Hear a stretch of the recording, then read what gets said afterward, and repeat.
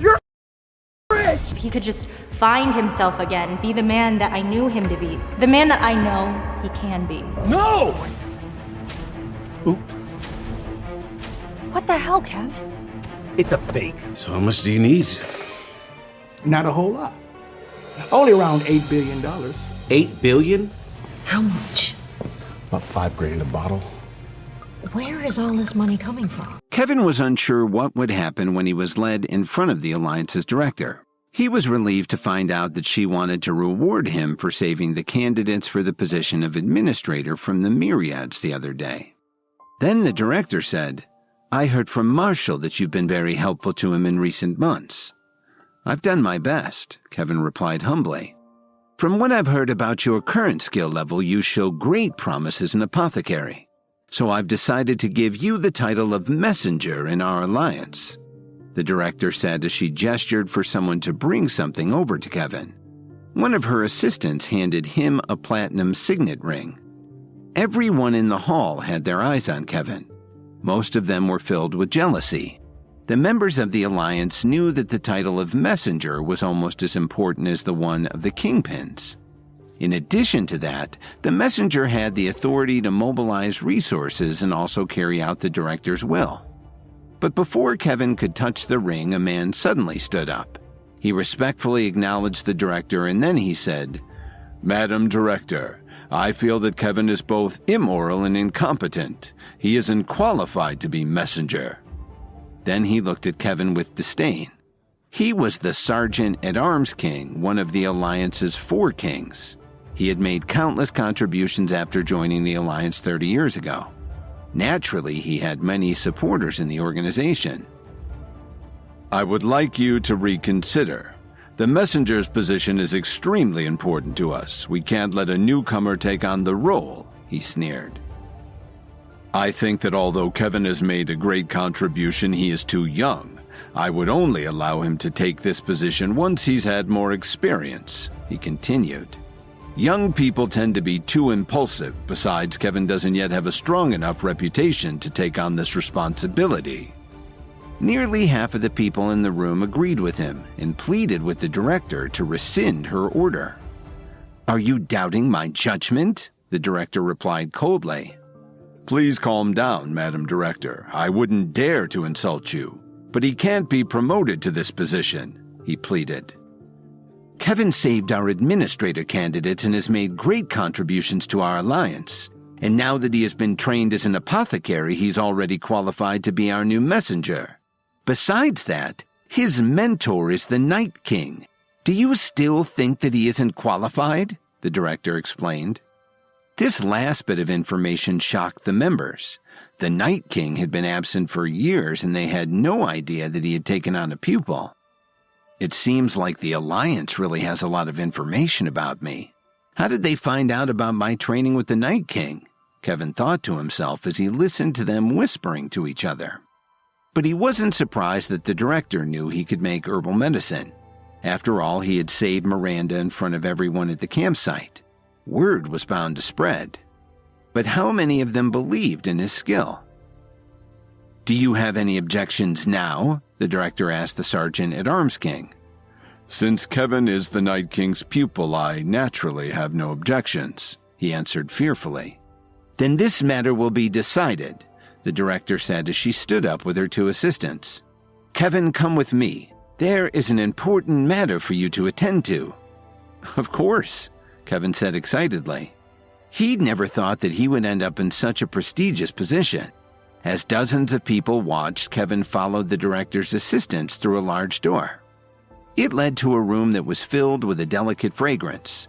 The director gestured for the 2 women to leave her alone with Kevin. "Since you're the Night King's pupil, you should have heard about the poison pill," the director said as she removed her collar so that Kevin could see her face clearly.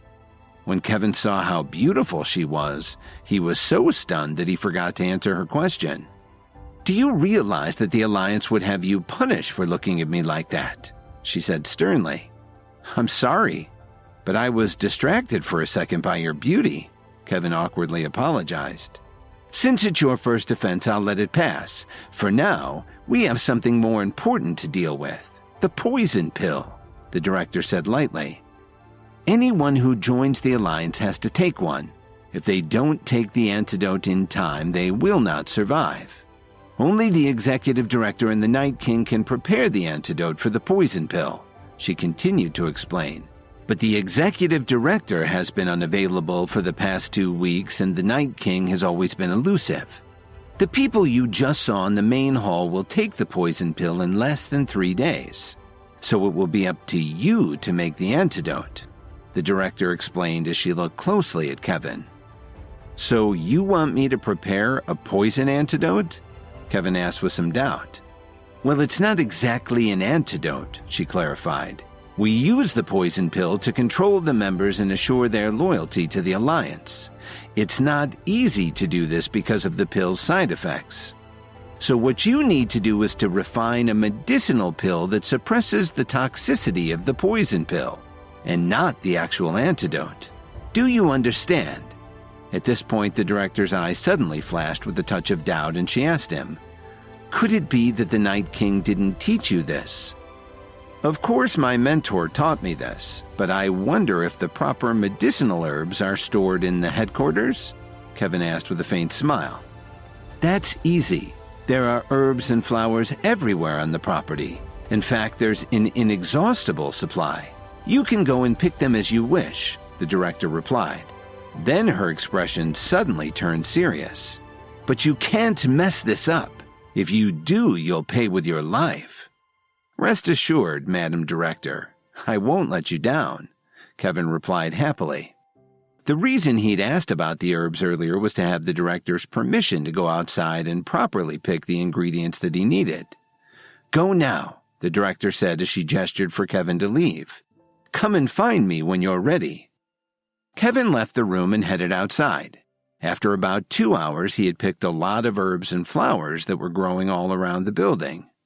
I should bring Marshall back and show him all of this, Kevin said to himself excitedly. He had found all sorts of exotic ingredients.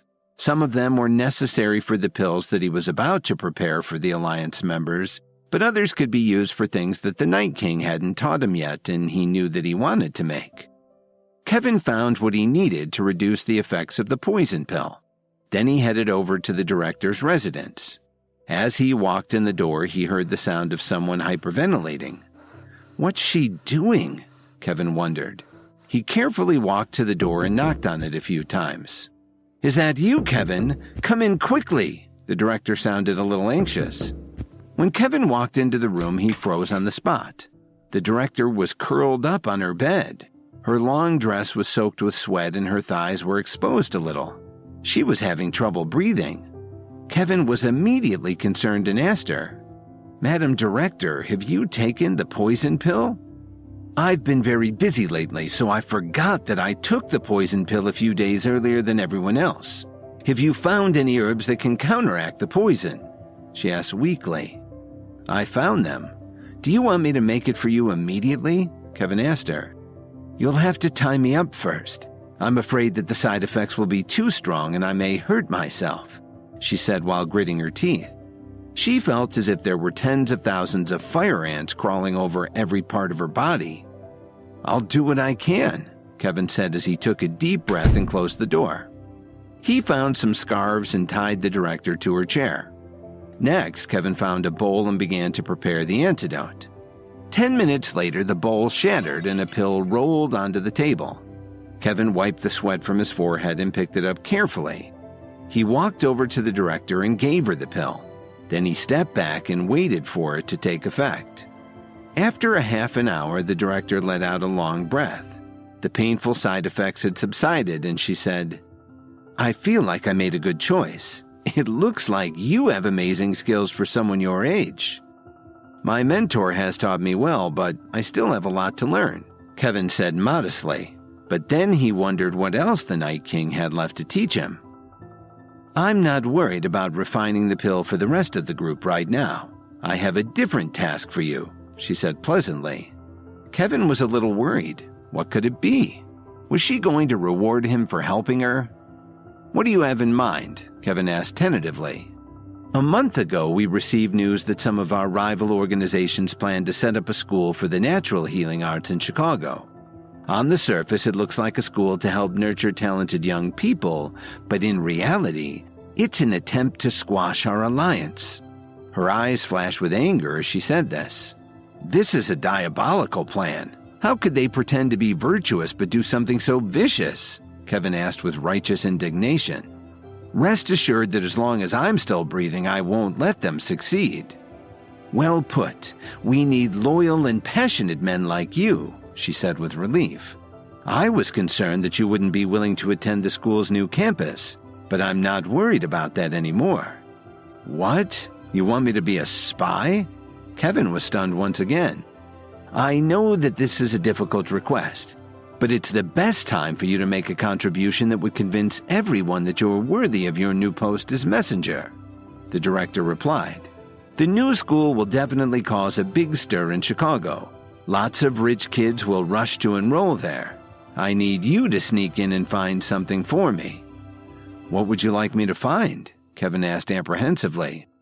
One of the organizations involved in the school has a new process for herbal preparation that they call consolidation. I want you to learn it and bring it back to us, she told him. But I'm sure you have people who already know far more about this, Kevin suggested. Don't be afraid, she interrupted. For you to complete the mission smoothly, I've prepared a secret manual for you. It's in the box on your left. Open it up and take a look. Of course. Kevin agreed. He had his doubts, but it was too late to back down now. He opened the box and took out the manual. Kevin was surprised to see that there was also a blood-red pill in the box. What pill is this? Kevin wondered out loud. This is called the condensation pill. It helps to keep your internal energy from being unstable, which can be very dangerous, the director explained. The pill is there to help you with your mission. Kevin immediately became happy when he heard this. Of course, he had learned about the condensation pill. At this point in his development, it would be very important for him. Otherwise, he might have problems down the road. He might not be ready for it yet, but Kevin was willing to take a chance. Without even thinking, he swallowed the medicinal pill in one gulp. Hold on, the director quickly stopped him. The medicinal properties of this pill are extremely powerful. You are supposed to take it while soaking in a mountain spring. Why didn't you say so earlier? Kevin said in a panic. Why hadn't he read this in any of his books? There are no mountains near Chicago. I was about to tell you, but you swallowed it before I had a chance, the director said helplessly. What will happen if I take it like this? Can it kill me? Kevin asked sadly. I have no idea. I've never heard of anyone taking the pill this way. The director shook her head. Come over here so I can take a look at you. Kevin nodded, but as he was walking over to the director, his face suddenly felt like it was on fire. Very soon, Kevin felt like he was in a furnace and his whole body was burning. But in the next second, he suddenly started shivering. The heat instantly turned cold, and even the air that came out of his mouth and nose was freezing. This isn't the condensation pill, Kevin said as he fell to the ground trembling in agony. This is the madness pill. Suddenly, Kevin felt his body fill with power that needed to be released immediately. After a few minutes, his vision was blurred. He got up shakily from the floor and started to take off his clothes. The Alliance director asked Kevin to go on an assignment to infiltrate the Chicago School for the Natural Healing Arts because it was really a front to destroy the Alliance. She gave him a condensation pill to help him with his mission, but it turned out to be a madness pill. The director said hesitantly. By now, under the effects of the pill, Kevin couldn't control himself. Although she had been married to the Alliance's executive director for many years, the two of them were husband and wife in name only. She was the only one who knew that her husband had suffered an injury several years before that had rendered him impotent. Since then, he had been obsessed with business and personal development, but he had no interest in women at all. Lily, who had just finished her live broadcast, was lying on the bed when her phone vibrated.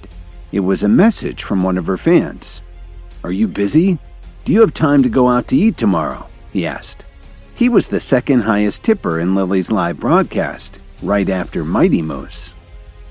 "How about after my show tomorrow afternoon? We can have dinner," Lily replied with a smile emoji. What she really wanted was to hear from Mighty Moose.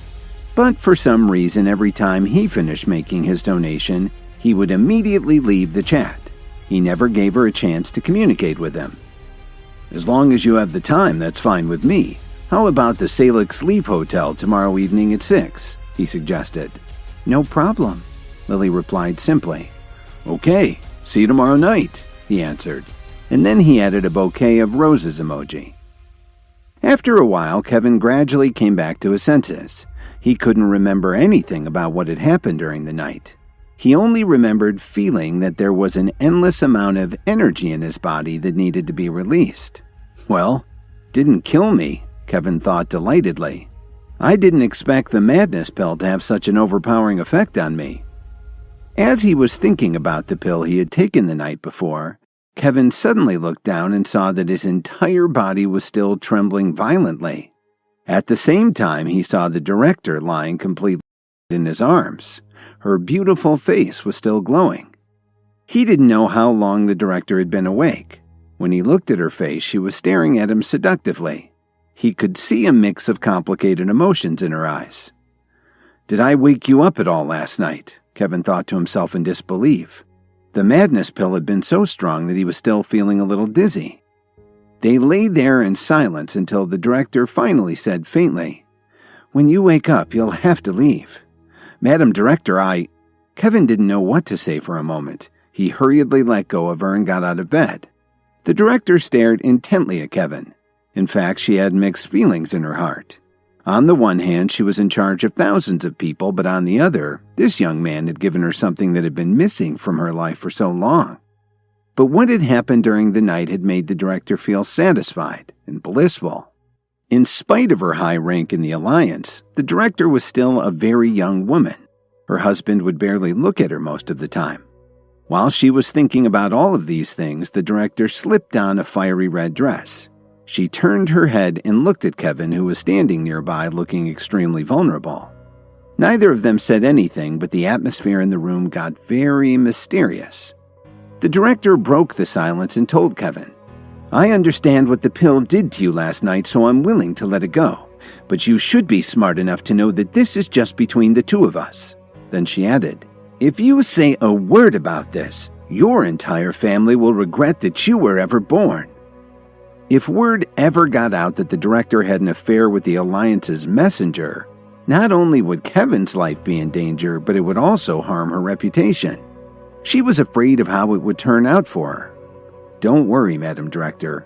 Our secret will never leave this room," Kevin said very sincerely. He wasn't a fool. What good would it do him to tell anyone about this? What made Kevin feel really fortunate was that she hadn't rejected him. That would have killed him.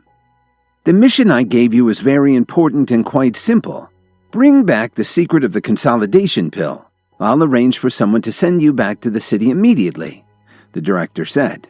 She couldn't help but think about the previous night as she looked at Kevin a little bashfully. "I won't let you down," Kevin answered devotedly. When Kevin returned to Chicago, it was already past 7 o'clock in the evening. As soon as he got back to his condo, he got a call from Miranda Steele. "Kevin, come down to downtown General right away. Someone just beat Dalton up," Miranda sobbed. "Don't panic. I'll be right there," Kevin told her. His good mood immediately changed to distress. Kevin arrived at the hospital within an hour. When he saw Dalton's condition, he almost went berserk. Dalton was in a coma, and his entire body was covered with blood-stained bandages. "The doctor said that his arms and legs were all broken, and even if he comes out of the coma, he may be bedridden for the rest of his life," Miranda told Kevin as tears flowed down her cheeks. "Who did this? I'll kill them!" Kevin yelled as he clenched his fist tightly. "While we were eating at the Salix Leaf Hotel this evening, we saw Lily having dinner with a man," Miranda explained. "At first, Dalton and I thought that they were friends, but then we saw him secretly put something in Lily's glass while she was in the bathroom. Dalton tried to get Lily to leave with us, but she said that it was none of our business," Miranda added. "Then how did he get injured like this?" Kevin asked. When he heard that Lily was involved, he had trouble staying calm. What made Kevin even more confused was that Lily should have been home doing her live stream. What was she doing having dinner with another man at the Salix Leaf Hotel? "You know how Dalton is," Miranda replied. "He was trying to protect your wife, but when he insisted that she leave, she refused and even poured a glass of wine on him. Dalton couldn't hold in his temper anymore. He wanted to force Lily to leave, but the man immediately stood up to stop him. They got into a fight and Dalton asked me to call for help," Miranda continued. "But we didn't expect the guy to have so many powerful men with him. By the time I got back to the hotel, Dalton had been left in the street half dead," Miranda said as she wiped her tears. Now that he knew what had happened, Kevin got a determined look on his face and pulled out his phone to call Rachel. "Kevin, what's going on?" Rachel asked guiltily. "Do you know what happened at the hotel this evening?" Kevin asked her very calmly. Kevin was furious, but it was so deep inside him that it wasn't showing yet in his voice. I know, Rachel answered timidly. "Why didn't you call me right away? Did you forget what I told you?" Kevin asked her curtly. "No, I'm sorry, Kevin. I was just thinking about your safety. The man who was having dinner with Lily this evening was Nolan Hill from the Hill family in Detroit. I understand," Kevin replied as he hung up the phone before Rachel could finish what she was saying. "Have you heard of the Hill family in Detroit?" Kevin asked Miranda. "I've heard of them," she answered as she took a few deep breaths to try to control her emotions. "They got where they are with a lot of hard work, but they're also developing their physical strength. They have a passionate interest in herbal medicine and the martial arts." "Thanks, I understand," Kevin said as he started to call Lily on the phone. Kevin decided to call her because the whole thing had started as a result of her bad decision. "So, you're out of prison?" Lily asked him coldly. Kevin didn't feel like explaining what had happened with the Myriads and Officer Emmett, so he ignored her question and got straight to the point. "What happened at the hotel? Why didn't you listen to Dalton?" "Why should I listen to him? I was just eating with one of my fans. Dalton's the one who started the fight, and he only has himself to blame for getting beaten up," Lily said uneasily. She thought that Kevin had just gotten out of prison and was only calling to criticize her. She wondered if Kevin felt that Dalton was more important to him than she was. "Do you know that because of your gullibility, Dalton almost lost his life? He's still in a coma," Kevin said as he gritted his teeth. "Whether you were with that man or not, you must come to the hospital immediately." "Why should I pay attention to you? Listen, Kevin, we're finished. I have my own life now. Don't call me again." Lily hung up the phone after she finished speaking. Kevin was so angry that he almost crushed his phone in his hand. He turned around and started to head out of the hospital room. "Kevin, what are you going to do?" Miranda asked him. "Don't worry, Miranda. I'll get the guy who did this to Dalton," Kevin said gravely. Kevin felt that this was all his fault. If he and Dalton weren't so close, he wouldn't have tried to save Lily and he wouldn't be in the hospital right now. Kevin swore to take revenge for what the Hill family had done to his friend. While this was going on, Lily was in a luxurious private room at the Salix Leaf Hotel. She tossed her phone aside in frustration after she hung up with Kevin. Lily was already in a bad mood, but now that things were over with Kevin, she felt even worse. Nolan Hill was sitting beside her, dressed in a very expensive designer suit. He was chatting and laughing with another middle-aged man. Nolan was not only extremely wealthy, but he was also very handsome and had a good sense of humor. On top of that, he was very well educated. Some would call him perfect boyfriend material. Lily originally thought that she would be alone with Nolan this evening. She didn't expect to share him with this unattractive man, Dr. Spaulding. "I'm so lucky that Dr. Spaulding came to dinner this evening," Nolan said as he poured a glass of wine for his friend. The two of them had known each other for many years. Not long ago, Dr. Spaulding's family had developed a very powerful medicinal pill. That's why Nolan had invited him over to the hotel. Not only did he want to have a meal with his friend, but he also wanted to take the opportunity to ask him for a few of his pills. "How could I refuse an invitation from such a good friend?" Dr. Spaulding replied as he stared at Lily. After having a few more glasses of wine, Nolan decided to change the subject. I heard that you may have access to a medicinal pill that could help me get past a sticking point in my training. That's true, Dr. Spaulding replied. But it took a lot of effort. We even had to find an apothecary to help us develop it. While he spoke, Dr. Spaulding swirled the wine in his glass. He never took his eyes off of Lily. I wonder what I might have to do to get one, Nolan asked. He still hadn't picked up on Dr. Spaulding's intentions. Seriously, Nolan? How could I let a few medicinal pills get in the way of our friendship? The whole time Dr. Spaulding was talking, he was giving Lily a lewd smile. It's just that I've been alone for quite a while. Would you be willing to let me spend some time with this beautiful creature? Lily was very upset to hear him talking like this, and Nolan replied awkwardly. You may not know this, but Lily is a good friend of mine, and she's very wholesome. Nolan wasn't ready to agree with Dr. Spaulding's request. I won't press the matter, Nolan, but this medicinal pill... Dr. Spaulding's voice trailed off, but Nolan knew what he was getting at. He'd been trying desperately for years to make some progress. How could he let this opportunity slip away? Dr. Spaulding held out a pill in his hand. As Nolan took it, he said, Enjoy your evening. Nolan, what kind of person are you? How could you do this to me? Lily sobbed as she picked up her bag and headed towards the door. When Kevin called Lily, she told him that their relationship was over and that she'd moved on. She was in a room at the Salix Leaf Hotel with Nolan Hill and his friend Dr. Spaulding. Then Nolan shocked her by offering Lily to his friend in exchange for a powerful herbal pill. She refused and got up to leave. But a second later, Dr. Spaulding grabbed her from behind. Let me go, Lily said as she struggled to turn around. Then she gave Dr. Spaulding a slap on the cheek. Surprisingly, this didn't make the man angry. In fact, he started to smile lasciviously. I didn't expect you to have so much fire. It just so happens that I like women with passion. I find it exciting. Let me go right now, Lily shouted as she shoved him away. Just then, the door burst open with a powerful kick. Who the hell are you? How dare you interrupt us? Get out of here! Nolan growled as he got up from his chair. Lily's face lit up when she saw who had charged into the room. She ran toward the door and yelled, Kevin, please save me. So you're the famous Kevin I've heard so much about. Nolan sneered as he slowly walked to the door. Was Dalton Steele a friend of yours? I'm pleased to tell you that he's done for. He'll never cause anyone any problems for the rest of his miserable life. Dr. Spaulding was distracted by Kevin's explosive entrance and forgot about his sinister plans for Lily. Then Lily quickly ran behind Kevin and said weakly, Kevin, let's get out of here. You can't risk getting them angry. And you're Nolan? Kevin growled. Now that you know who I am, why don't you get the hell out of here? Nolan shouted as he looked at Kevin with disdain.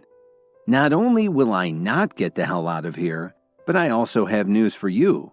You'll never get out of Chicago safe and sound, Kevin said coldly. Kevin, what are you talking about? This isn't a game. These guys are serious, Lily warned him. Lily thought that they still had a chance to escape, even though it was very unlikely. But if Kevin angered Nolan, they would definitely not be able to leave. She knew that Kevin was very good at fighting, but even Dalton had been badly beaten by Nolan and his men. She had no idea how Kevin would be able to stop all of them by himself. You think you can stop me? Nolan sneered. Then he snapped his fingers and a dozen bodyguards entered the suite from the adjoining room. The blood rushed from Lily's face when she saw them come in. These were the same men who had beaten Dalton within an inch of his life. Is that all you've got? Kevin said boldly. That's all I need for a weakling like you. I'm going to teach you a lesson you'll never forget. You know what they say, might makes right. Well, today I'm right, Nolan said proudly. That's what you think, Kevin said calmly. That's right. That's what I think. If you're strong enough, you can try and stand up to me. But you're in for a big surprise, Nolan replied while staring daggers at Kevin. Okay, Kevin said as he turned his head and shouted at his people in the hall. Everyone, come in here. As soon as Kevin finished speaking, a dark wave of people rushed into the room. They were all members of the Myriads. "Capture all of them. Take them all and throw them into the lake," Kevin ordered brutally. Spencer and Derek, his senior aides in the Myriads, were the first to rush into the room. They were swinging wildly as they ran in and knocked 4 of Nolan's bodyguards to the ground at once. "Where are these men from?" Dr. Spaulding said in shock. In less than a minute, Nolan was lying on the floor, pressing his hand on the wound on his shoulder. It was so deep that his bones were showing through the skin. Half of his body was stained red with blood. His bodyguards had been beaten until they were half dead. The Myriads were busy picking them up and carrying them out of the hotel. Dr. Spaulding, on the other hand, was lying in a corner barely breathing. "Don't let this get out of hand. You've gotten the wrong idea. Lily and I are just good friends," Nolan stammered as he struggled to keep from passing out. "My brother is still lying in the hospital and hasn't come out of his coma yet. And you have the nerve to tell me not to let this get out of hand?" Kevin roared as he put his foot on Nolan's chest, almost breaking his sternum. "You said that might makes right. Well, it looks like I'm stronger than you and I have more men. Does that make you a weakling?" Kevin asked mockingly. "Yes," Nolan gritted his teeth and reluctantly answered. "You need to call the head of your family right now and ask them to apologize to Norman Steele personally," Kevin said sternly. "Yes, I'll do it." Nolan was in no position to argue. He was so badly beaten that he was afraid Kevin would kill him and have him thrown in the lake if he didn't do what he said. A couple of minutes later, Nolan called his grandfather and told him everything. "My grandfather wants to talk to you," Nolan said as he handed his phone to Kevin. His eyes were filled with resentment. For one thing, he'd never been stepped on by anyone before. Once he got back to Detroit, he swore to find a way to kill Kevin. When Kevin took the phone, before he could say anything, he heard a deep voice telling him, "Don't push this too far. You need to stop before this gets out of hand." Nolan's grandfather, Dale Hill, said carefully, "My grandson has already been punished. It's time for you to put a stop to this." "It's not that easy. Your grandson broke every bone in my brother's body. He may never walk again because of his injuries. Then your grandson had his friend attack my wife. And now you're telling me to stop?" Kevin said in disbelief. "Then what do you want from me?" Dale said as he took a deep breath. "You're going to call my friend's grandfather, Norman Steele, right now to apologize. Otherwise, I can't guarantee that your grandson will be allowed to leave Chicago alive," Kevin explained in a very threatening voice. "You certainly are an arrogant young man," Nolan's grandfather replied. "Why don't you come to Detroit one of these days when you have the time? I promise we'll prepare a proper welcome for you," Dale Hill said. It was clear to Kevin that this was a threat. "All right, I'm looking forward to it, if you're up to the challenge," Kevin retorted before he hung up the phone. "Can you please let me up now?" Nolan begged Kevin as his voice grew fainter and fainter. If he didn't get to the hospital soon, he would definitely lose too much blood. "I didn't say that I'd let you go so easily," Kevin said as he threw the phone against the wall and smashed it into pieces. "My grandfather told you that this has to end. If you don't stop now, he'll never let you get away with it," Nolan pleaded. "I'm not too worried about that," Kevin sneered as he pulled out the night dagger. "If I let you get away with what you did to Dalton, how can I ever look at myself in the mirror again?" Kevin growled as he sliced at Nolan's ankle with the blade of the knife that the Night King had given him. Then, as Nolan screamed in agony, Kevin cut his Achilles tendons. Even the members of the Myriads who were watching this were scared out of their minds. They couldn't help but think that, although Kevin looked polite and peaceful on the outside, he could be quite vicious. Finally, Kevin turned to the men and said, "Take him outside and throw him into the lake." "Yes, sir," the men responded. They were looking at Kevin differently now. There was no need for Kevin to clean the blood off his dagger. It had been forged in a way that kept anything from adhering to it. After he left the room, Kevin headed to the Salix Leaf Hotel's underground garage. By now, Lily was already waiting for him there. He didn't even greet her as he walked to his car to drive away. "Kevin, listen to me. I know I was wrong. Please forgive me," Lily begged as she suddenly grabbed his arm. What's the use of knowing you were wrong? Will that help Dalton heal from his injuries? Kevin said as he pushed Lily away forcefully. Kevin, please don't go. I admit I was wrong, but I couldn't help it. I was banished from the Jones family and had no choice but to find work. The online show was all I could find. If Nolan hadn't given me all that money, I never would have met with him, Lily sobbed. How much did he pay you? I'll bet it wasn't even a tenth of what I gave you, Kevin replied expressionlessly. How could you give me any money? Didn't you get locked up because you'd beat someone up? Didn't you just get out of jail today? Lily asked in disbelief. Kevin took a deep breath and asked her, Is one of your online fans called Mighty Moose?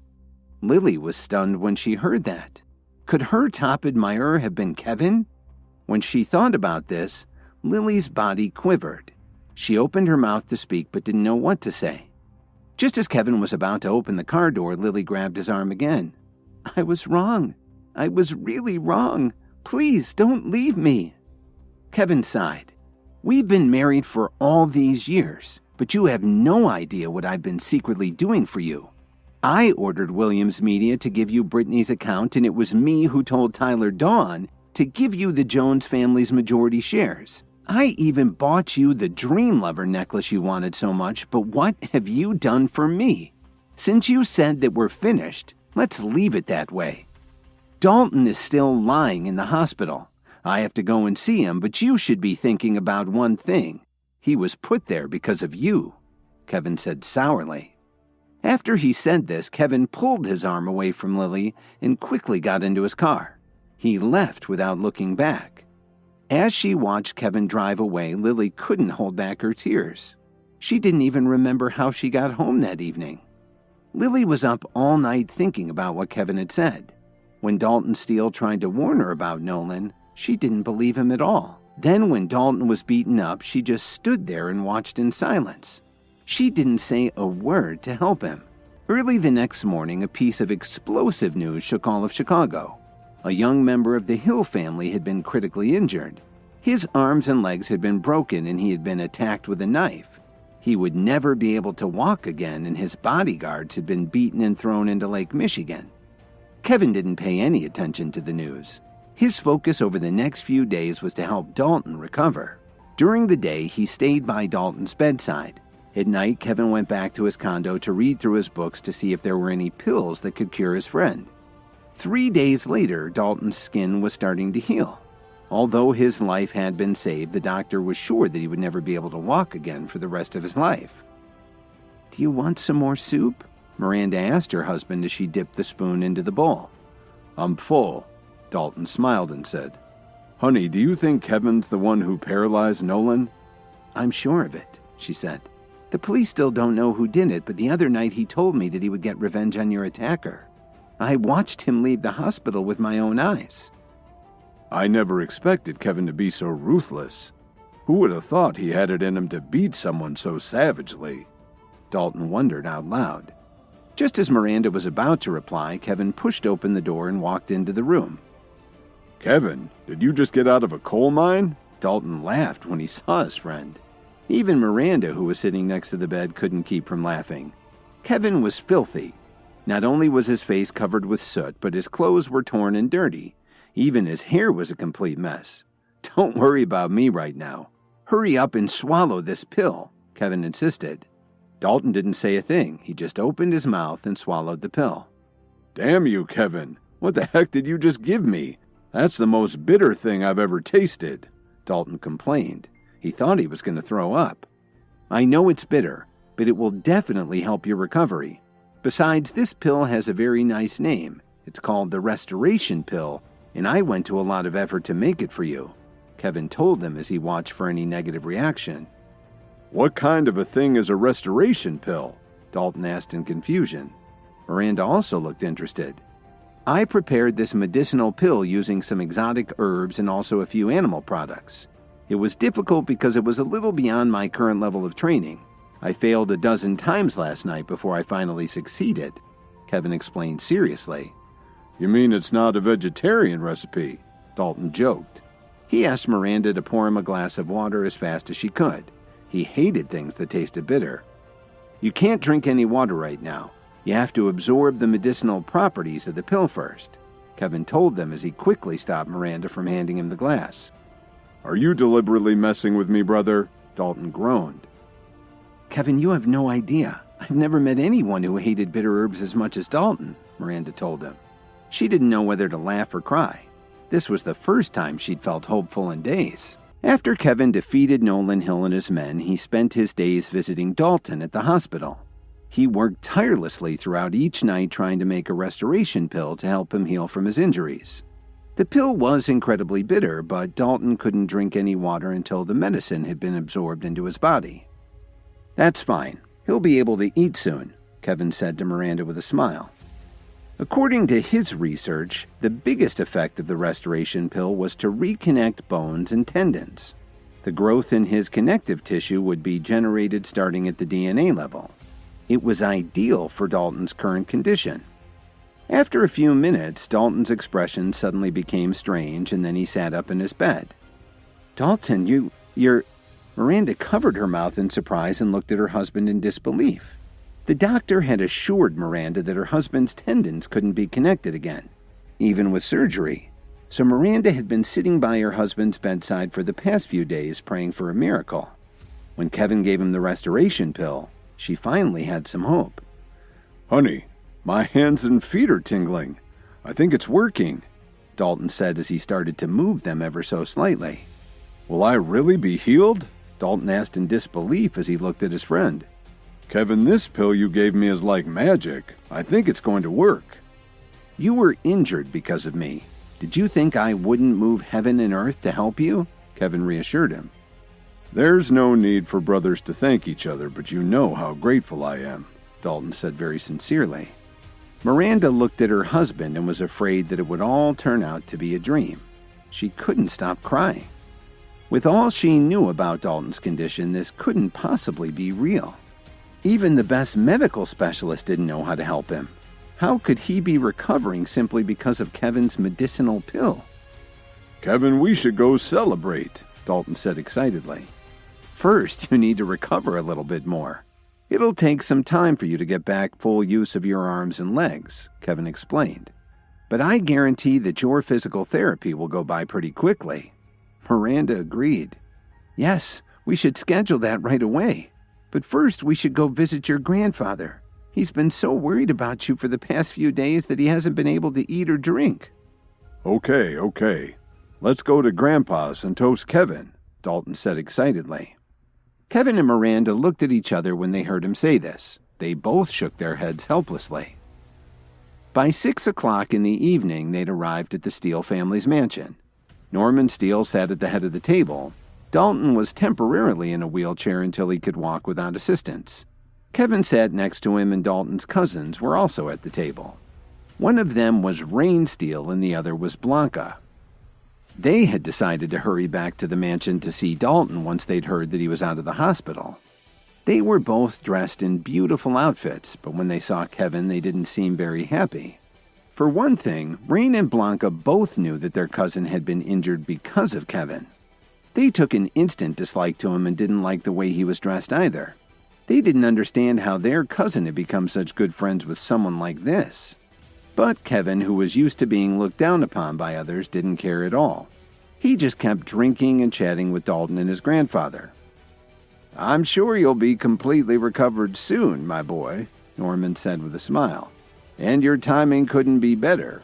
It just so happens that the Chicago School for the Natural Healing Arts will open in just a few days. I want you to go there with your cousins. Norman had always had high expectations for Dalton, and he sincerely believed in his grandson's talent. As long as he got into the healing arts school, he would definitely surpass his peers, and in the future, he would be able to lead the Steele family to great success. On top of that, if Dalton got recognition by the school's directors, then the entire Steele family would benefit from it. Grandpa, if I go there, what will happen to the family business? Dalton asked worriedly. He knew that his grandfather had been retired for many years. It would be impossible for Dalton to handle the family's business and go to school at the same time. Don't worry about it. Miranda can take care of that. She still has some things to learn, but I can help her keep up with that, Norman said casually. Dalton nodded his head in agreement. His grandfather was very highly respected in Chicago, and as long as he was around for guidance, they would be okay. Kevin, do you want to join me? Dalton suddenly asked. Are you kidding? I wouldn't miss it for the world, Kevin said with a smile. Not only did he plan to enter the School for Healing Arts, but he was also going to steal something from them for the Alliance. Just then, Rain blurted out, Well, not everyone can qualify to get in. Do you have any connections? What are you talking about? Dalton replied unhappily. He couldn't bear to see anyone looking down on Kevin, even if it was his cousin. Dalton, why are you helping outsiders? Rain pouted as she looked at Miranda and asked her, Are you going to let him bully me? I'm not worried about that.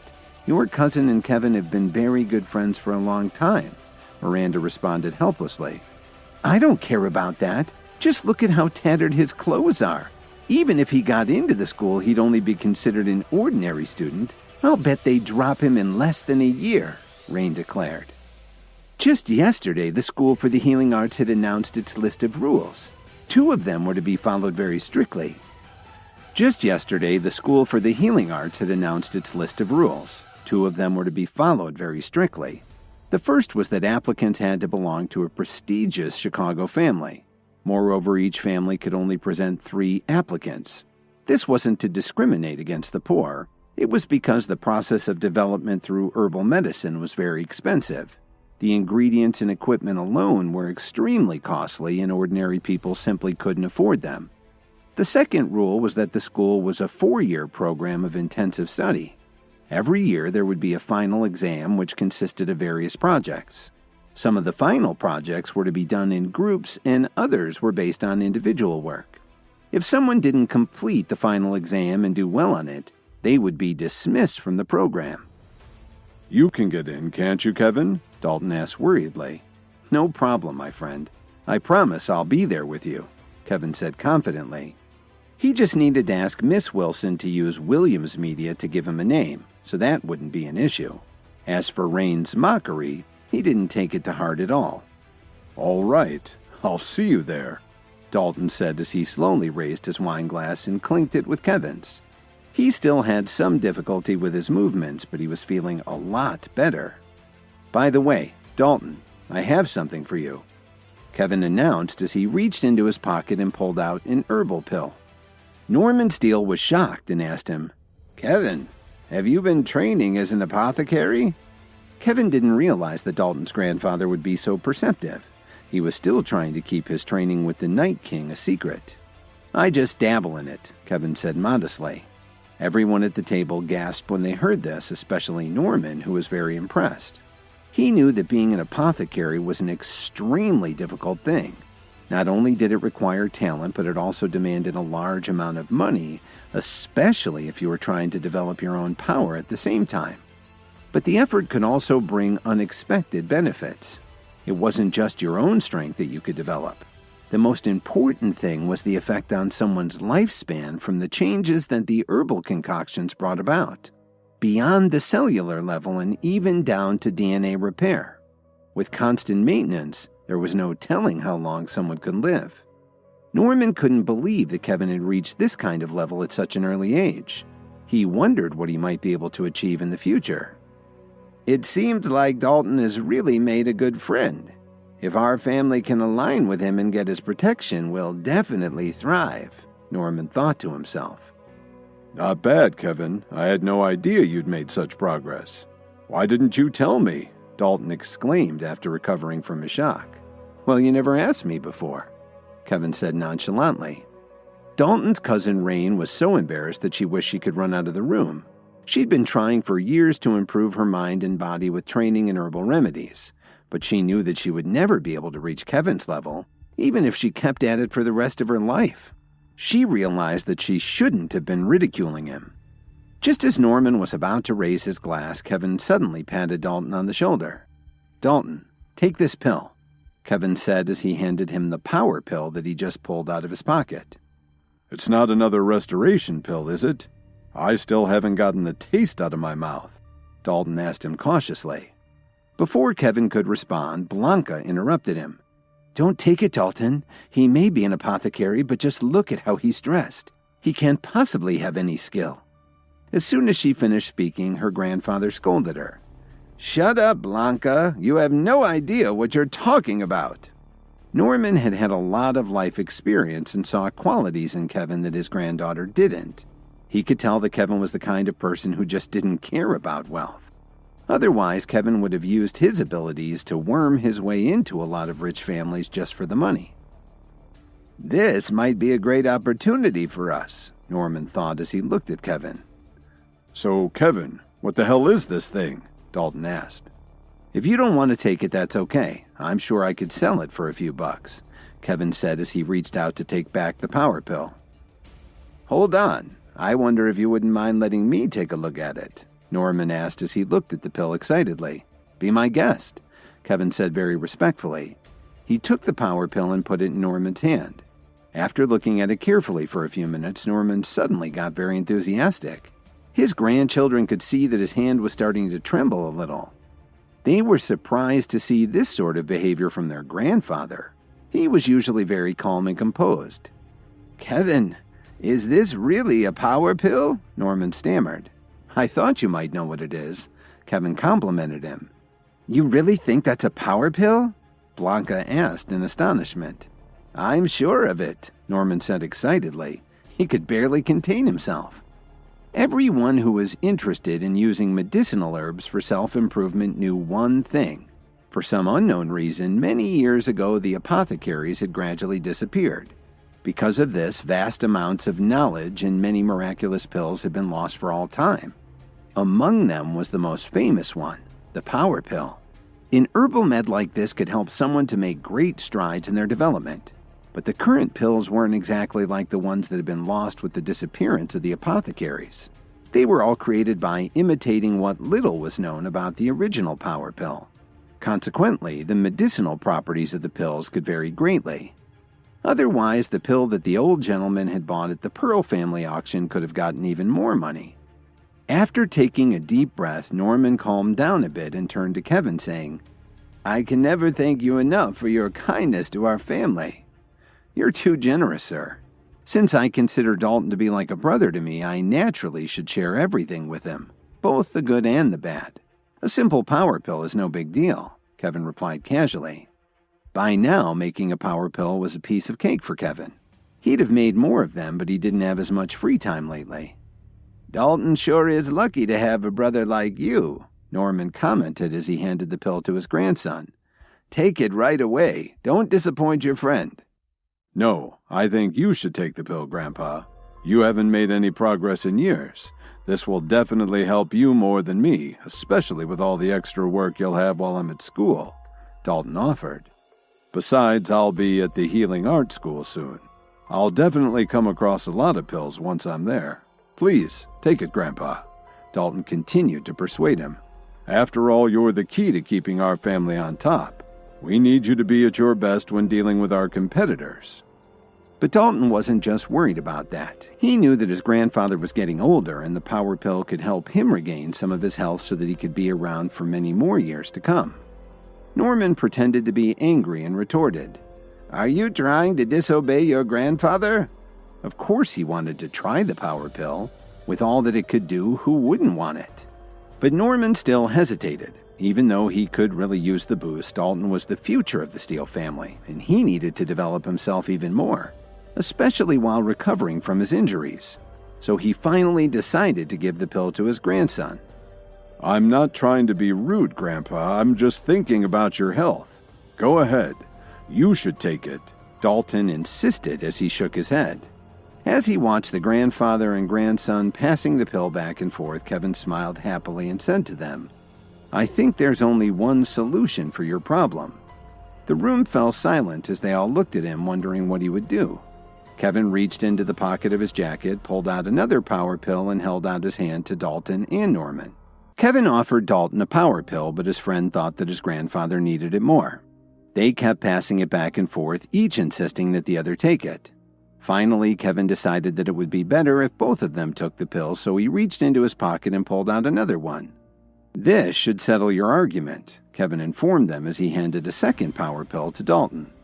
Dalton and his grandfather didn't have to be told twice. They each took their power pill and swallowed it right away. Kevin told them to sit for a while and let the pill take effect. Some people even meditate so they can relax during the process. Kevin sat back in his chair and slowly sipped the wine. He and Miranda chatted a little to pass the time. Suddenly, Rain and Blanca stood up and walked around the table to Kevin. "I'm sorry, Kevin. Blanca and I were wrong about you. I hope you won't hold it against us." Rain apologized sincerely. "You don't need to apologize. Didn't bother me," Kevin replied as he put his wine glass on the table. He knew exactly why they were suddenly being so nice to him. "Unfortunately, I don't have another one on me. When I have the time, I'll make a pill for each of you," Kevin replied to them. But actually, he didn't want to give either of them a power pill. Kevin had moved beyond the point where a power pill could help him, but it still wasn't something that should be given away without considering what someone may do with it. When he heard Dalton's cousins insulting him earlier, it didn't bother him, but he thought they might misuse their power to take revenge on someone for a tiny offense. "Thank you, Kevin." Rain and Blanca thanked him profusely. They had no idea that Kevin had no intention of giving them one of his pills.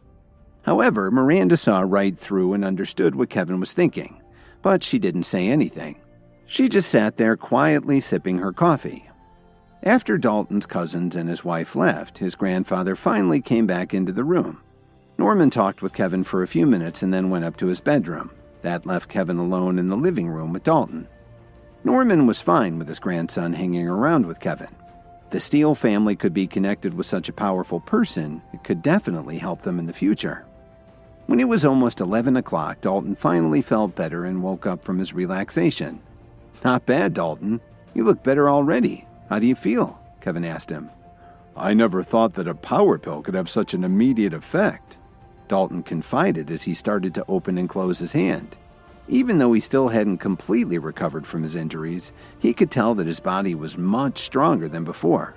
With a solemn expression on his face, he exclaimed, "I can see why people are willing to pay so much for this." "Just remember that the power pill works best when someone is at a lower level in their training. For example, if I took one now, I wouldn't feel it at all," Kevin explained. "The reason why you feel so much better isn't only because of medicinal pills, it's also because you've been doing so much over the years and you are ready for it." "Let's change the subject. Have another glass of wine with me," Dalton suggested as he raised his wine glass to toast Kevin. "Okay, my friend," Kevin answered him. "But just a little. You're still regaining your strength." The two of them talked for a few hours before they finally fell asleep.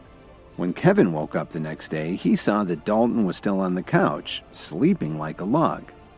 Kevin went downstairs and had a light breakfast with Norman, and then he left for Williams Media. "Has anything unusual happened in the company lately?" Kevin asked Miss Wilson as he pored over the materials that she'd prepared for him.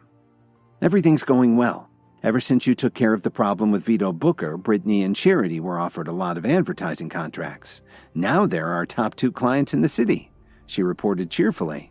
"That's great news," Kevin responded. After a moment, he added, "I wonder if you could help me with something. Could you have a few large bowls delivered to my office?" "Yes, sir," Miss Wilson replied as she left the room.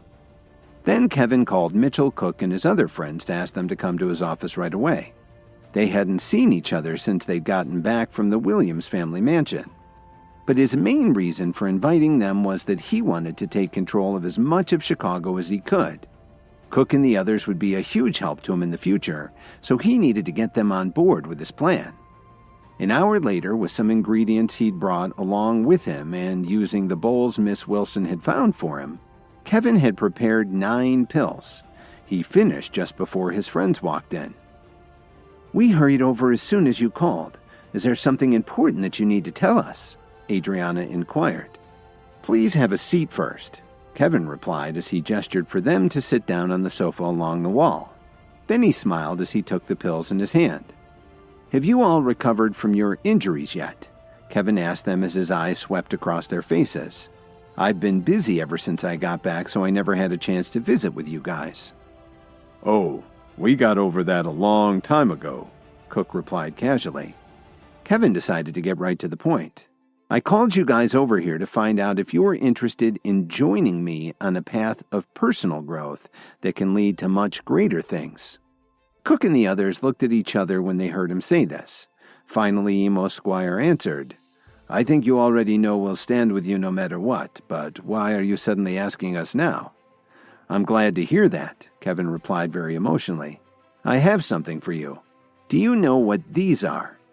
Kevin opened his hand to show them the pills that he just manufactured. Are those power pills? Gilbert asked him curiously. That's right, Gilbert, Kevin admitted openly. But I only have one request.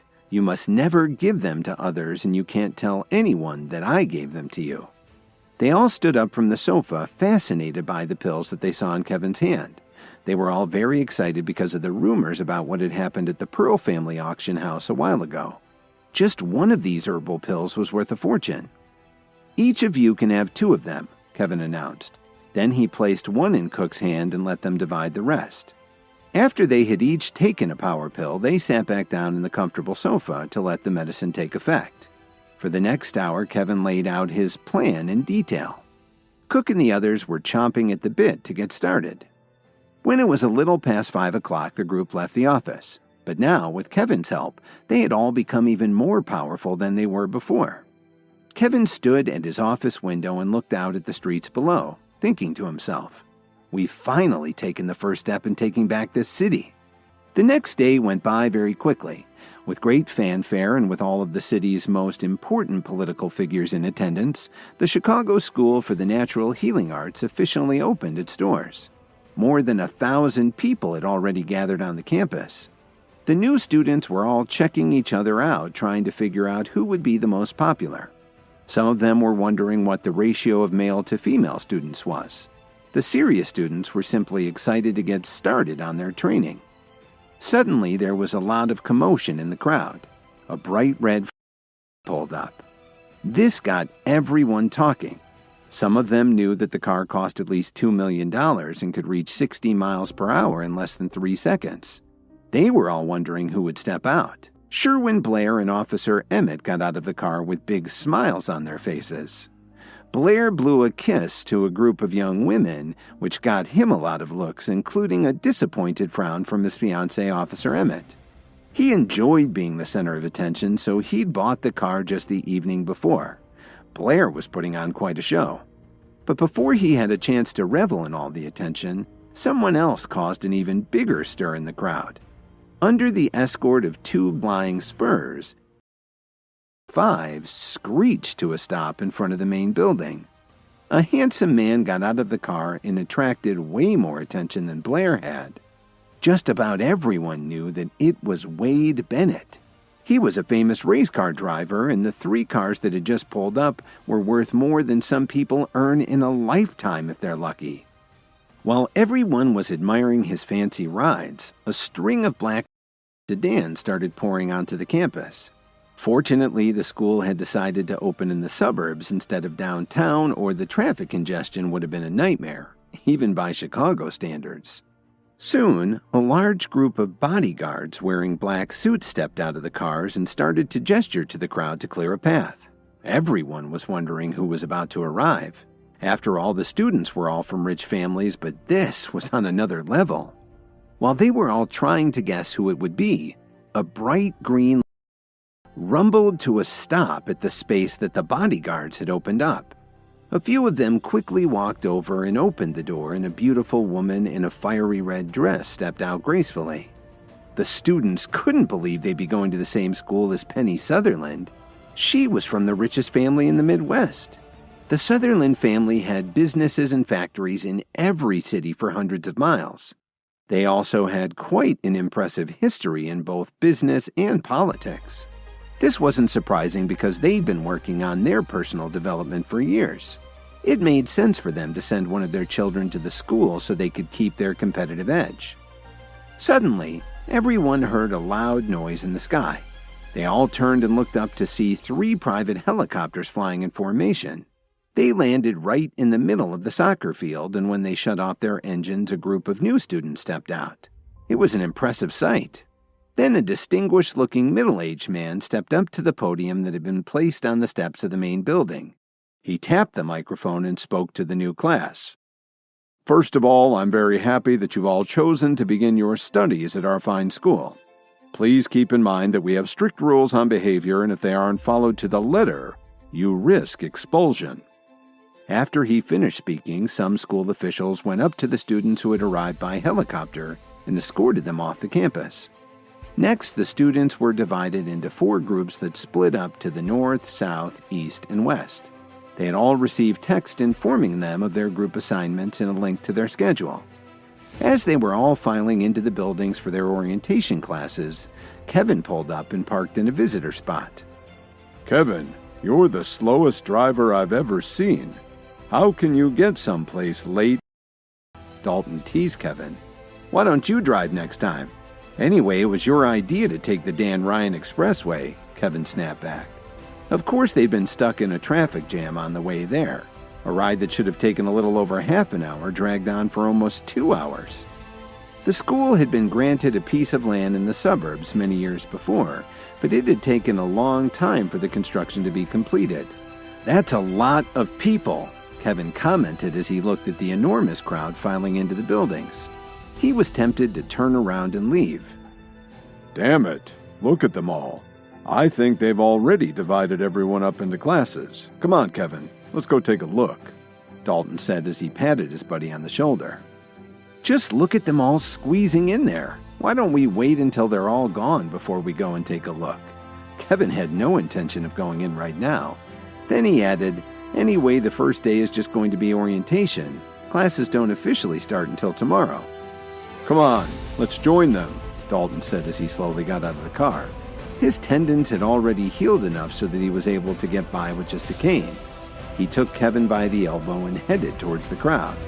When they got closer, they checked their smartphones and found out which way they needed to go first. After standing in line for a long time, Kevin and Dalton finally got to see the inside of a classroom.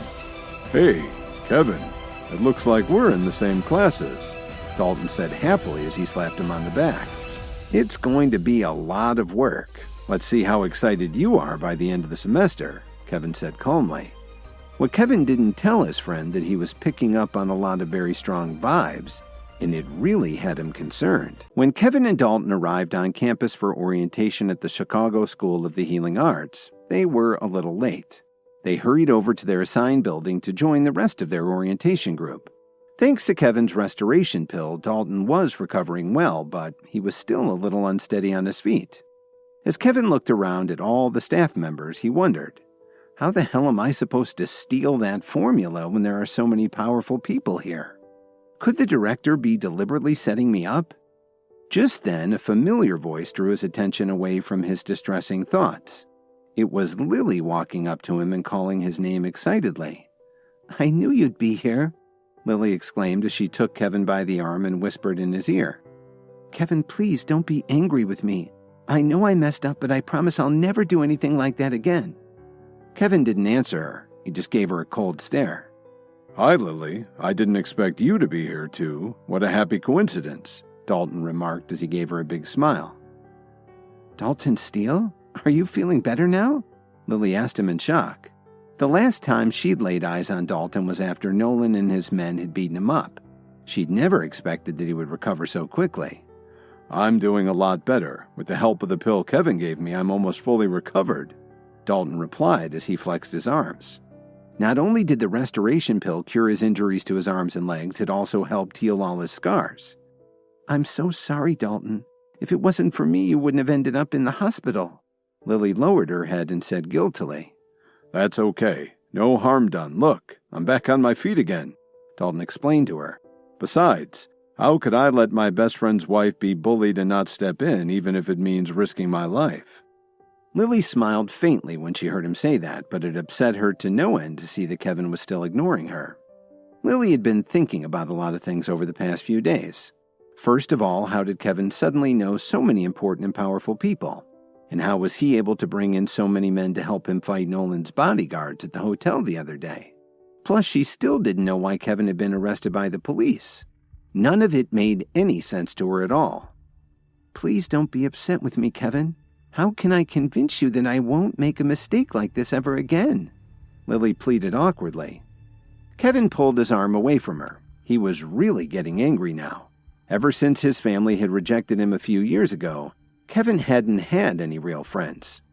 Everyone thought that he was just a freeloader living off the Jones family's money, and they all looked down on him. Kevin was starting to think that friendship was bullcrap, but ever since he met Dalton, he knew the true meaning of the word brother. However, because of Lily, he'd almost lost his brother, so Kevin really didn't know how to let go of it and move on. Dalton could see that Kevin wasn't happy, so he tactfully stepped aside to give the two of them some privacy. Suddenly, they heard someone nearby mocking Kevin loudly. "Say, isn't that the bum who's been mooching off the Jones family?" Sherwin Blair walked up, holding hands with Officer Emmett. He said to Kevin disdainfully, "Of course. Now you can't sponge off them anymore, can you? Even your wife has been kicked out of the family. How will you ever survive?" "That's enough, Sherwin. I told you not to start any trouble with Kevin." Officer Emmett snapped at him. As a member of the Chicago Police Department, she naturally couldn't attend the school, but she happened to have the day off, so she decided to visit the campus with her fiancé. "I can't believe you're still standing up for this trash, Kelly." "Anyway, I'm only telling the truth," Blair said loudly. "This guy is a complete waste of space. I really don't know how he was ever accepted here." Sherwin's insulting comments attracted the attention of the people around them. By now, a lot of them had already recognized Kevin.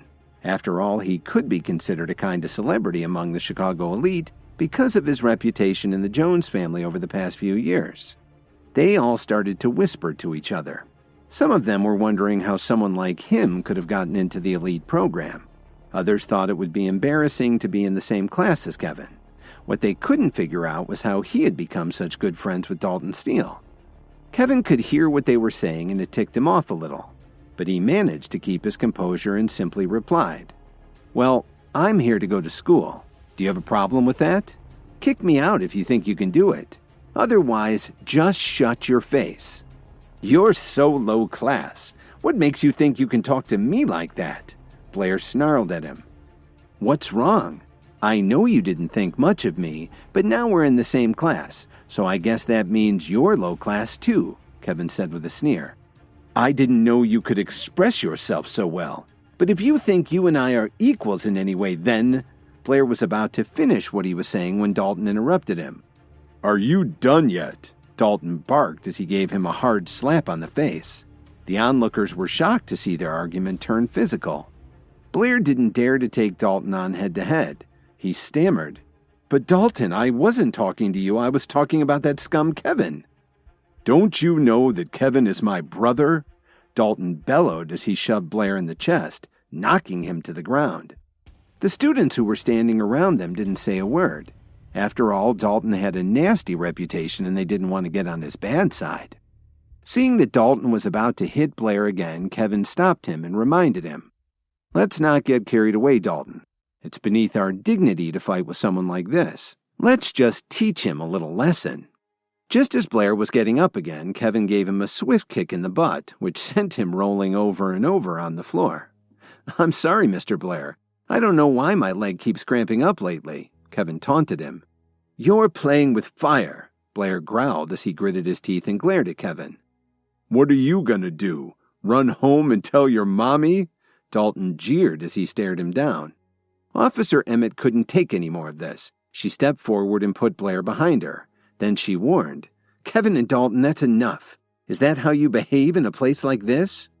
Very few people knew that Officer Emmett and Dalton were actually mortal enemies. As far as she was concerned, Dalton was evil incarnate.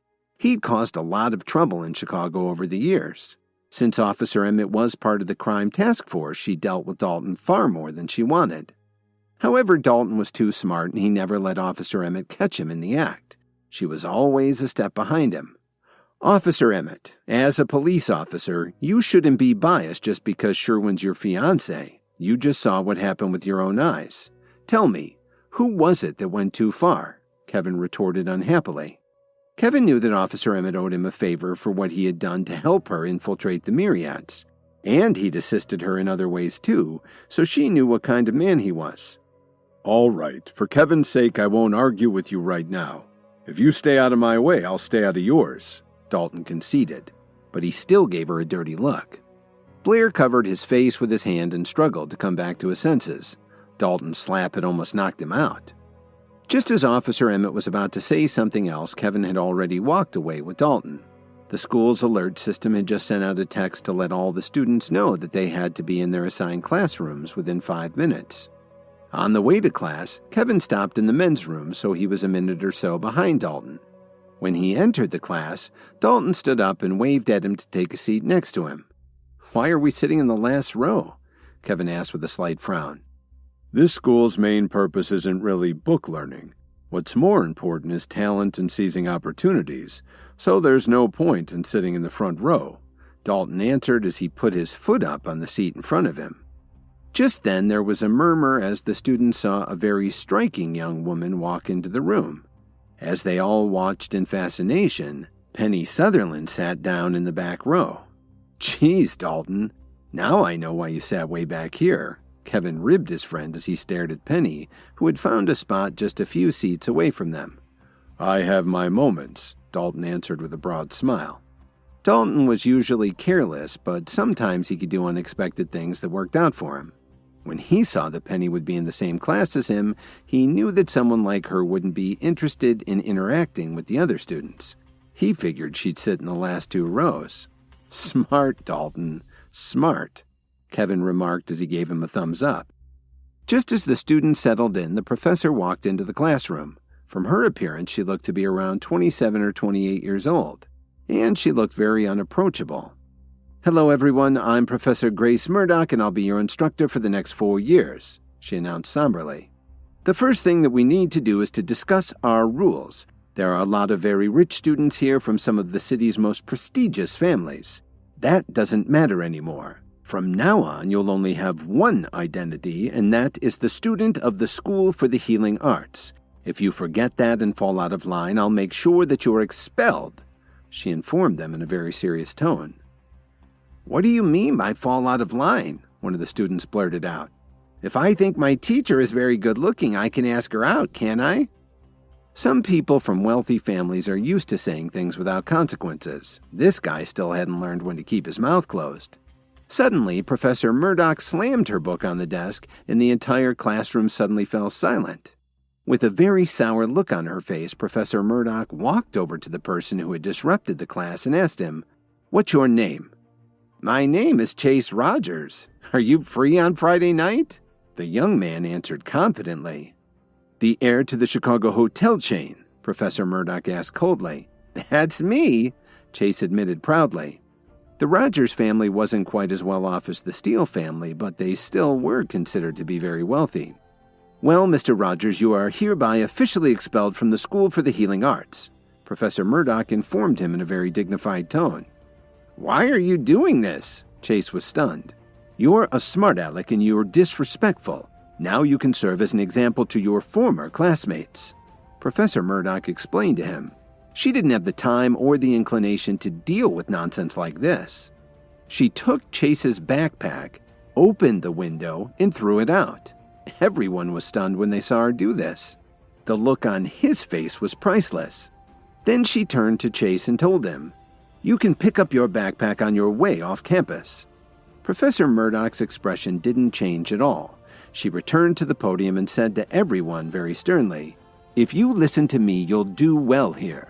I will not put up with any disruptions or lack of respect, either for me or your fellow students. Otherwise, I guarantee that you won't be here very long." Nobody said a word. They just sat quietly, afraid to draw any attention to themselves. "There's one more thing," she continued as she looked from one side of the classroom to the other. "There was a fight on campus a little while ago. That wasn't the best decision for the first day of school." Everyone kept quiet, but they couldn't help looking over at Dalton and Kevin in the back row. They knew exactly what Professor Murdoch was talking about. Kevin looked down at his desk, hoping that she wouldn't notice him, but Dalton remained calm. He even looked around as if he didn't know who the professor was talking about. Everyone was wondering what Professor Murdoch would say next. After kicking Chase Rogers out of class for being disruptive, Professor Murdoch told the students that she was aware of the fight that had just broken out on campus. Kevin hoped she wasn't going to notice him, but Dalton didn't seem very worried. Professor Murdoch fixed her eyes on Kevin and Dalton and asked them, "Do you two still want to pretend it wasn't you? Do you really think it was a good idea to fight on the first day of school? Stand up right now." Kevin got up from his chair sheepishly. He didn't expect Professor Murdoch to recognize him and Dalton. Unlike Kevin, Dalton stood up very readily.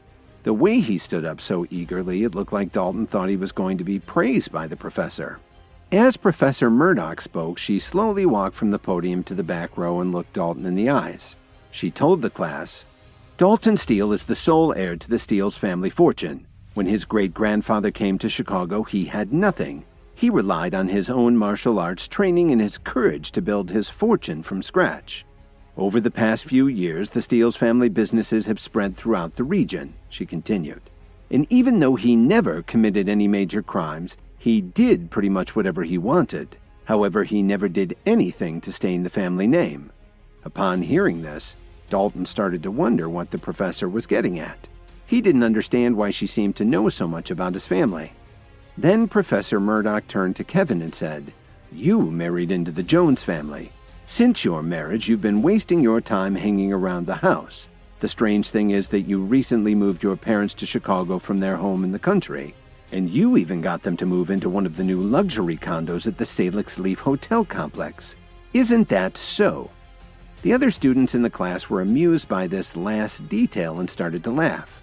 How could a freeloader manage to buy a condo in a luxury building, especially the most exclusive place in the whole city?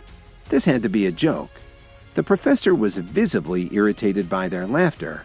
Kevin was secretly surprised to see her reaction, but he suspected that she was far more powerful than she looked. "What are you laughing at? What's so funny about what I just said? Don't you realize that Kevin probably had good reason to put himself in that situation?" Professor Murdoch said with a serious look on her face.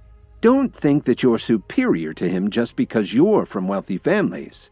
I'm not afraid to tell you that you're all a bunch of trash as far as I'm concerned." No one dared to argue with her. They had already seen the consequences of ticking her off, and nobody wanted to suffer the same fate as Chase Rogers, so they just sat there and listened. Kevin looked at Professor Murdoch in astonishment. He'd never expected this teacher to speak up for him. "Don't be so surprised. We carefully checked the backgrounds and social media accounts of every student who applied to the school. That's why I warned all of you to be more cautious in the future," Professor Murdoch explained to them in a very dignified tone. Then she looked at Kevin and Dalton coldly and scolded them. "I don't care what reason you two have for what you did, it's never right to bring your disagreements onto school property. You won't be expelled, but your punishment is to run 50 laps around the football field." What the hell did she just say? 50 laps? Can she do that? Kevin said to himself. He hoped he'd heard her wrong. "I'm not going. I won't even run 50 feet, Dalton replied curtly. He turned around and sat down without asking for Professor Murdoch's permission. "You really aren't going to run?" she asked as she glared at him. "No, I'm not going to run. I don't run from any challenge," Dalton replied confidently. As soon as his voice faded, Professor Murdoch walked over to the back of the classroom and put her fist through the brick wall without even trying. She brushed off her jacket as she turned to Dalton and asked him again, "Are you sure you wouldn't rather just go for a little run?" "Come on, Dalton. I don't think we really have a choice," Kevin whispered to his friend. Professor Murdoch was out of patience. Then she threatened them again. "What are you waiting for? Either you two go and run right now or you're out of this school." "Of course, Professor Murdoch," Kevin said agreeably as he pulled Dalton by the arm. "We're on our way." Kevin didn't want to test Professor Murdoch's patience anymore. When they got outside, they put their things down by the bleachers and started jogging around the field. "Why did you go along with her, Kevin? This is humiliating. I feel like a little kid," Dalton complained as he limped along. "We didn't have a choice. Did you see how powerful she was? And do you really want to get kicked out on the first day? You have to look at the bigger picture," Kevin explained to him. Dalton didn't say anything more. He just followed Kevin around and around the field. On the first day of school, there usually isn't much to learn. After the professors introduced themselves, they left the classroom so that the students could interact and get to know each other. After all, they would be together for the next 4 years. Blair was still feeling the effects of Dalton's slap earlier in the day. When he saw Dalton and Kevin running around the field, he got really excited. "You messed with the wrong person. It serves you right to be punished," Blair thought to himself.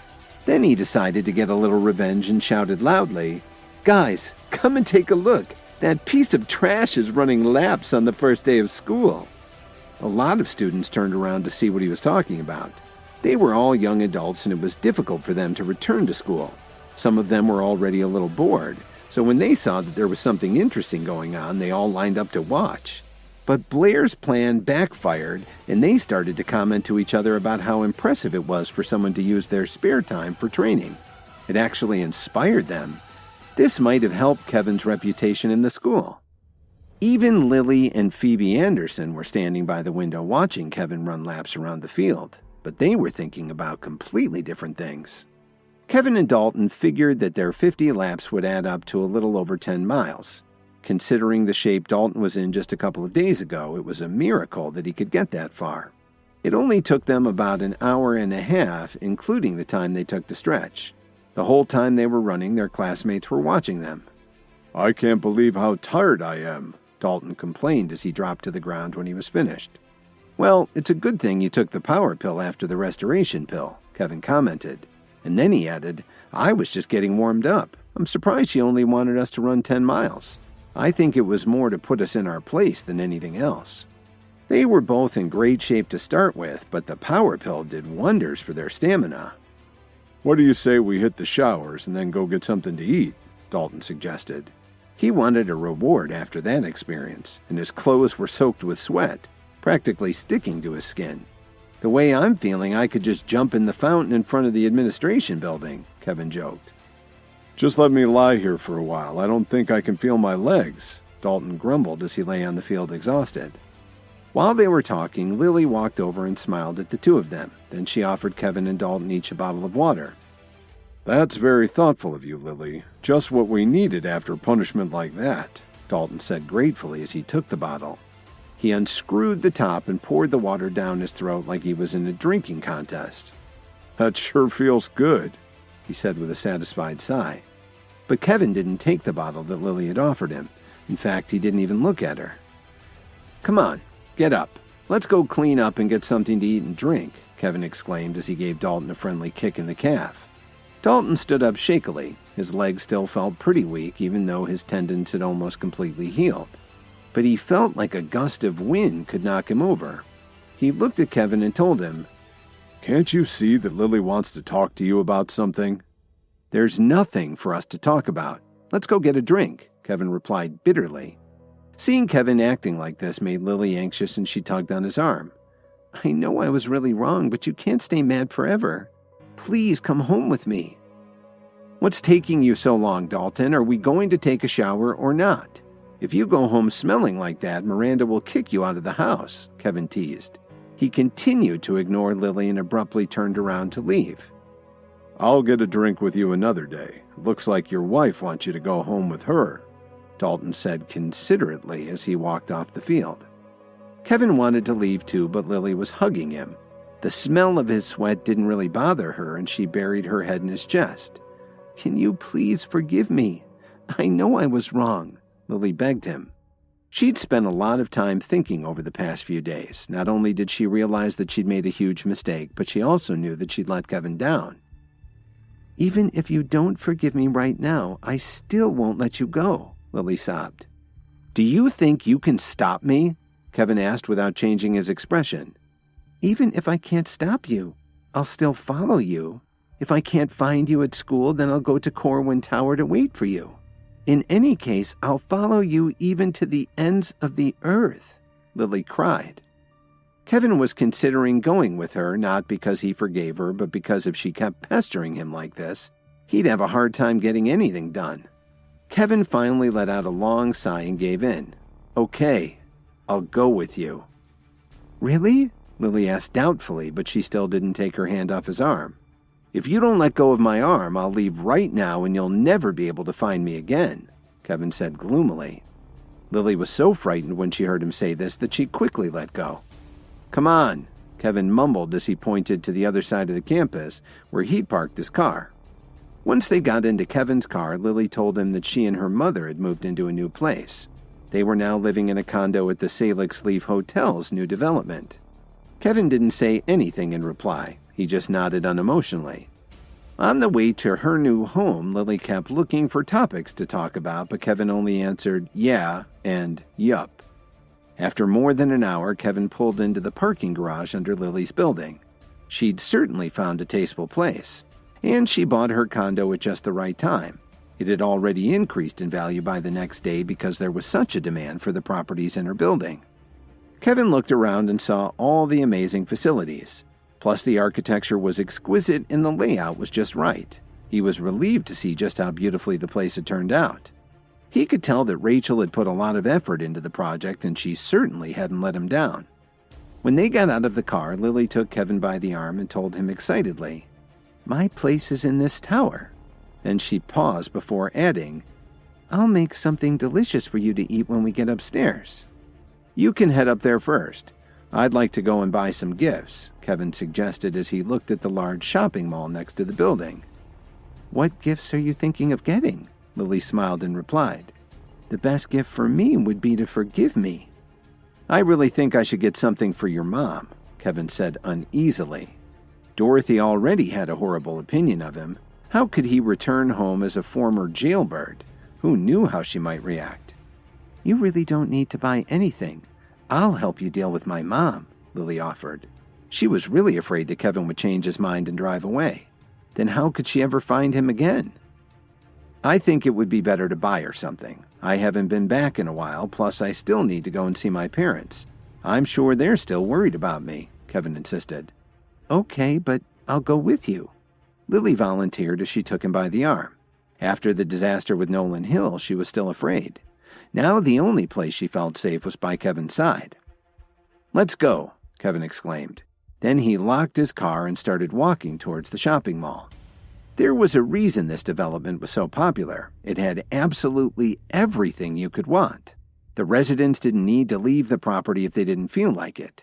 Even if a shop didn't have exactly what you wanted, they could send for it and deliver it to your home for no extra charge.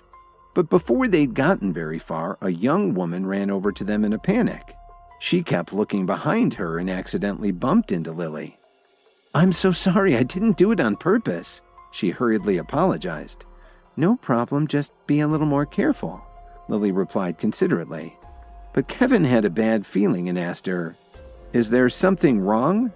He could tell that she was a university student, and he could see that she was in a hurry.